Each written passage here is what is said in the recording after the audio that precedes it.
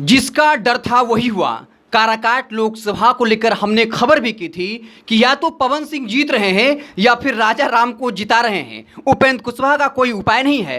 हालांकि शुरुआती रुझानों में उपेंद्र कुशवाहा आगे दिखे, उसके बाद पवन सिंह आगे दिखे, तब ये खेल समझ में आ गया अब तो राजा राम आगे होने वाले हैं। और फिर कुछ देर में खबर ये आ गई कि राजा राम काराकाट से लीड कर रहे हैं, यानी पवन सिंह एक बार आगे हुए रुझान में, मतलब पवन सिंह ने अच्छे वोट बैंक में सेंधमारी की है और राजपूत उनको समर्थन किया है।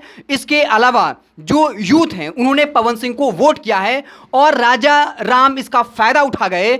पवन सिंह उपेंद्र कुशवाहा की लड़ाई में राजा राम को फायदा होते दिख रहा है। हम किसी लोकसभा सीट को लेकर दावा नहीं करेंगे, लेकिन काराकाट सीट को लेकर दावा कर रहे हैं क्योंकि हम वहां ग्राउंड पर थे।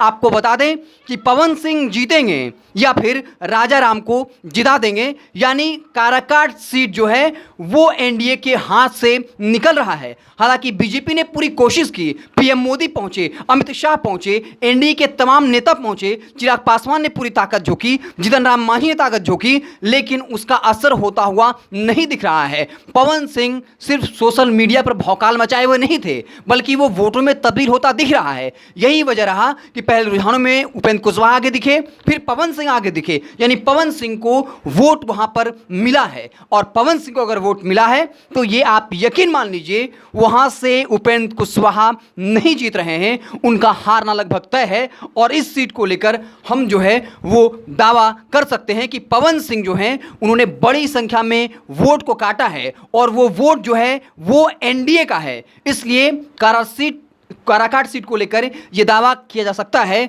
वेब समाचार हम ये दावा करते हैं कि ये सीट जो है वो एनडीए के खाते में नहीं जाएगा। यहाँ से राजा राम जीतने की संभावना बहुत ज़्यादा है। हालांकि राजनीति में कुछ भी हो सकता है, सब कुछ अप्रत्याशित भी है। कहा जाता है कि राजनीति में वो भी हो सकता है जो आप सोचे नहीं होते हैं।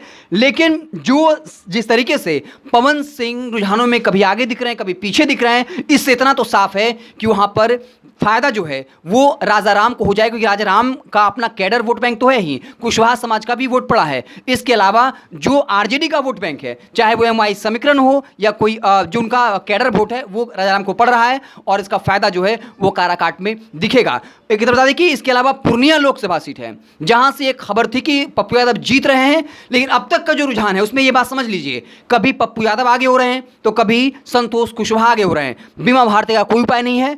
लेकिन जिस तरीके से तेजस्वी यादव ने, आरजेडी ने वहां जाकर जमकर प्रचार किया और यहां तक कह दिया था कि अगर आप हमें नहीं जिता पाए तो एनडीए को वोट कर दीजिए। हालांकि उन्होंने कहा कि वो स्लिप ऑफ टंग था, लेकिन ये सच बात है कि आरजेडी ने पप्पू यादव को हराने के लिए पूरी ताकत लगा दी थी। और वहां पर पूर्णिया में शायद खेल गड़बड़ा जाए और पप्पू यादव अगर जीतते हैं तो नज़दीकी मुकाबला हो। लेकिन काराकाट को लेकर ये कहा जा सकता है कि वहां से उपेंद्र कुशवाहा हार रहे हैं। आप देखते रहें वेब समाचार। बहुत बहुत धन्यवाद।